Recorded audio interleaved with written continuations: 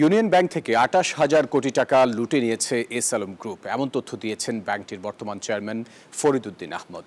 বাংলাদেশ ব্যাংকের ডাকে ৫ ইসলামী ব্যাংক একীভূতকরণ বিষয়ে বৈঠক শেষে সাংবাদিকদের তিনি জানান, যাদের নামে এসব ঋণ নেওয়া হয়েছে তাদের খুঁজে পাওয়া যাচ্ছে না।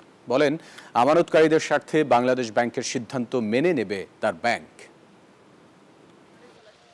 দীর্ঘদিন ধরে অনিয়ম, দুর্নীতি, মালিকপক্ষের স্বেচ্ছাচারিতা ও রাজনৈতিক প্রভাবের কারণে সংকটে রয়েছে দেশের ব্যাংক খাত। বিশেষ করে শরিয়া ভিত্তিক কিছু ব্যাংকের স্বতন্ত্রভাবে টিকে থাকা প্রায় অসম্ভব হয়ে পড়েছে। এর মধ্যে রয়েছে ফার্স্ট সিকিউরিটি ইসলামী ব্যাংক, সোশ্যাল ইসলামী, ইউনিয়ন গ্লোবাল ইসলামী ও এক্সিম ব্যাংক।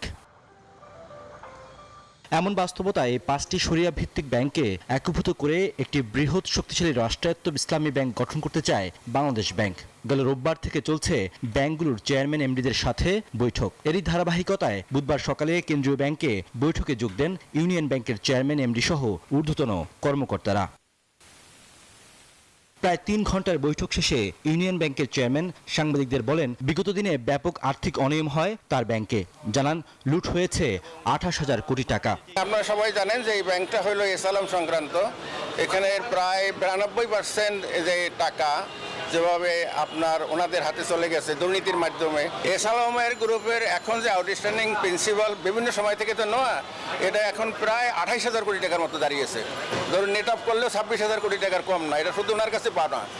আমানতকারীদের দুশ্চিন্তার কারণ নেই উল্লেখ করে ফরিদউদ্দিন আহমদ বলেন, গ্রাহকদের স্বার্থে বাংলাদেশ ব্যাংকের সিদ্ধান্ত মেনে নেওয়া হবে। মার্জার হইতে পারে, অ্যামালগামেশন হইতে পারে, রিকনস্ট্রাকশন হইতে পারে, যেটা অ্যাপ্রোপ্রিয়েট হয়। যে আমরা তো আমাদের সাথে দ্বিমত পোষণ করতে পারি না। ডিপোজিটরের টাকা আমরা সংরক্ষণ করতে হবে, তাদের দাবি মেটাতে হবে।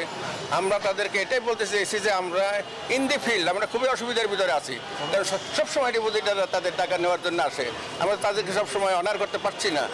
এদিন বিকেলে কেন্দ্রীয় ব্যাংকের সাথে বৈঠকে বসে এক্সিম ব্যাংকের চেয়ারম্যান এমডি সহ বেশ কয়েকজন ঊর্ধ্বতন কর্মকর্তা। একীভূতকরণের এই আলোচনায় বৃহস্পতিবার গ্লোবাল ইসলামী ব্যাংকের সঙ্গেও বসার কথা রয়েছে কেন্দ্রীয় ব্যাংকের।